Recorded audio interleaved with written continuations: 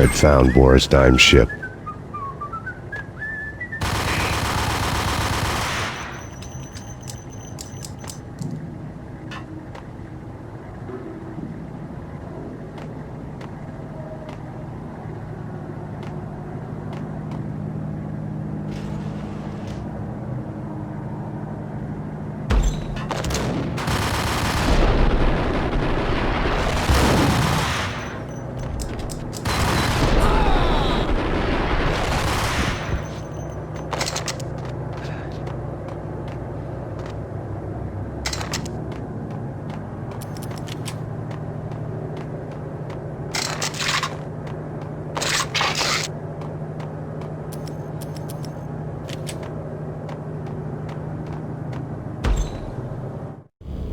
Rust had crept over the sides of the cargo steamer a long time ago.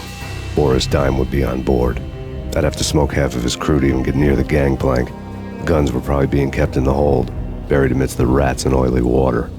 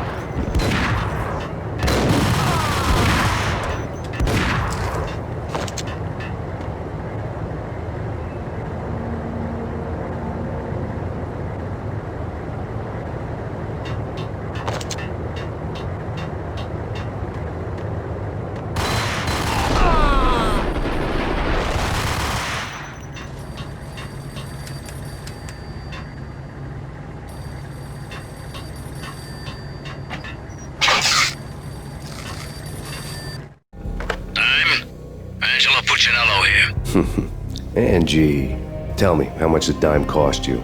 I bet it was more than his name. Maxpein. Right the first time. You're dead, punk. You sure you're not confusing me with Boris here? But you are right, of course. Pretty soon we should get together and have a talk. You son of a... Pissing Punchinello off was a dangerous game, but when people get mad, they make mistakes. I should know. That's where I wanted Punchinello, mad enough to trip over his own feet, preferably into a grave.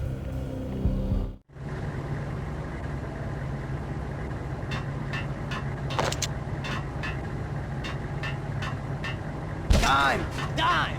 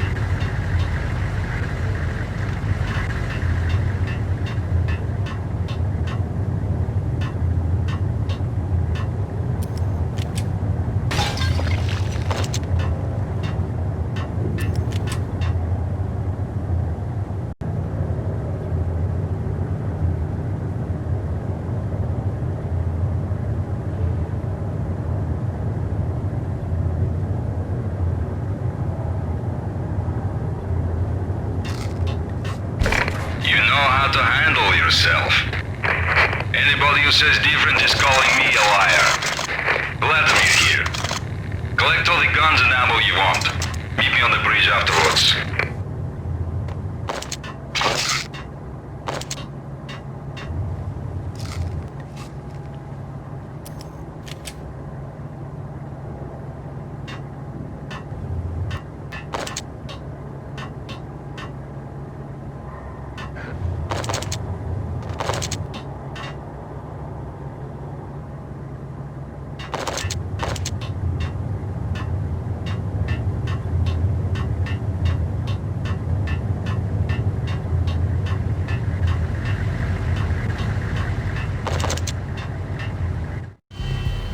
Did you get everything you need? Check.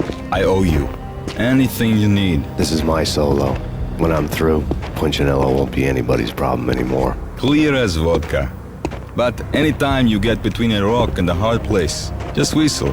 This could be the beginning of a beautiful friendship. You really get a bang out of this big-time gangster act, don't you?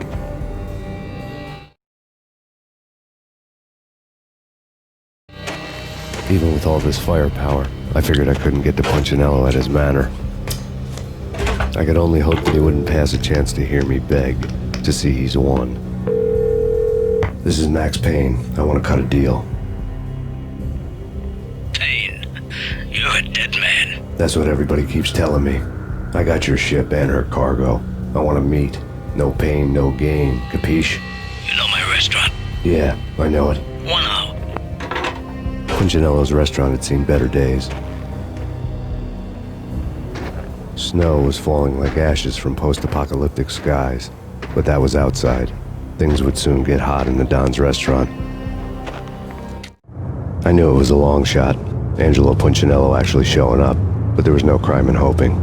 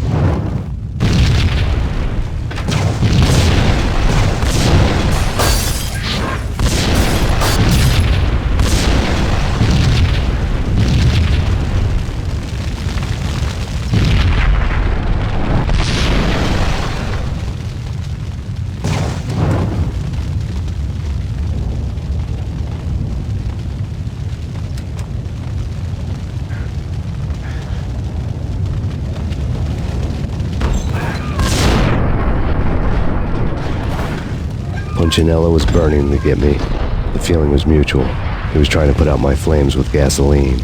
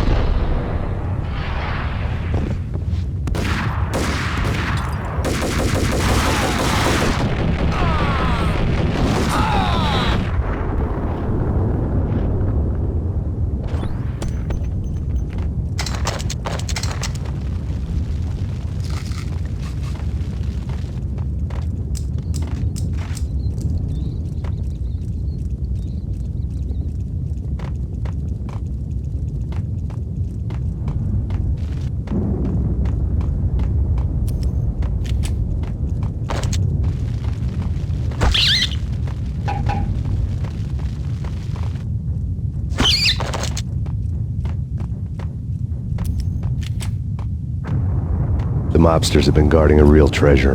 The way out of this disco inferno.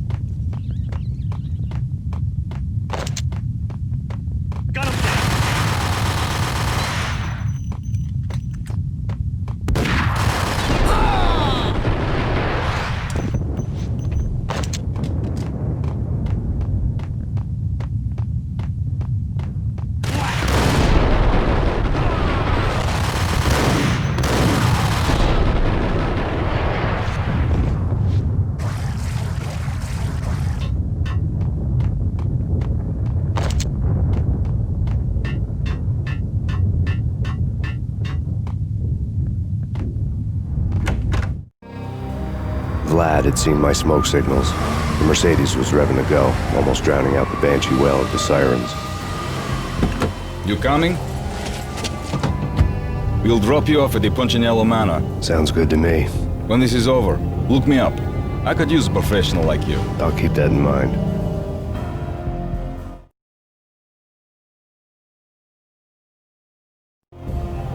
The night groaned with cold. The garden lights flickered nervously. In their light, the falling snow was dead white before the darkness ate it up. I had heard the stories. The trio were mad dogs. They'd have hung the heads of their enemies over the manor gates if the capo had only let them. Punchinello wanted pain. He'd see the pain. The trick in my situation was that there was no trick, no matter what the movies tell you. No rules, no secret mantra, no roadmap. It wasn't about how smart or how good you were. It was chaos and luck, and anyone who thought different was a fool. All you could do was to hang on madly, as long and as hard as you could. Someone had graciously left the back door open for me and killed the guards. My money was on Mona. I knew the trio would be standing between me and Punchinello. I had read their rap sheets, thick as phone books. No one would be walking out of here alive. The numbing cold of the broken night had followed me in. Upstairs, the trio tangoed down the manor halls to the silent rhythm of their murderous hearts. The blood of their victims rust on their lips. Vince Mugnano, Pilot Providence, a.k.a. Big Brother, and Joe Deadpan Salem. The pistol was a frozen lump in my hand, piercing the skin, gnawing me to the bone.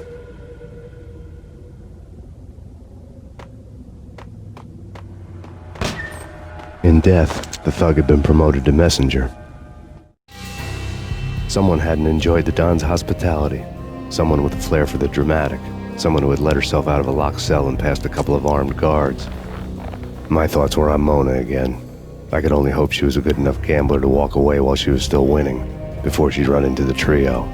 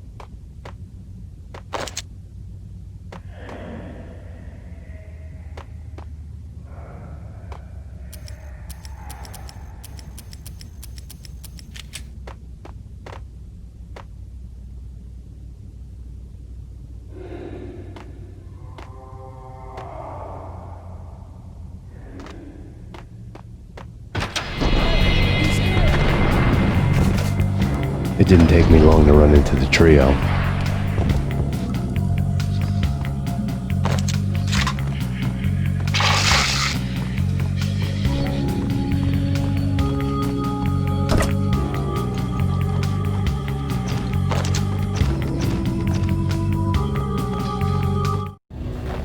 The word on Lisa Punchinello was that she was a bit of a witch. The tarot cards on the kitchen table fit the picture. They weren't my kind of cards, but I was willing to take a crack at the hand Mrs. Punchinello had dealt. The first card was the tower. Maybe that was supposed to be the manor. It got easy after that. The devil was the master of the house, and death was me, coming for him.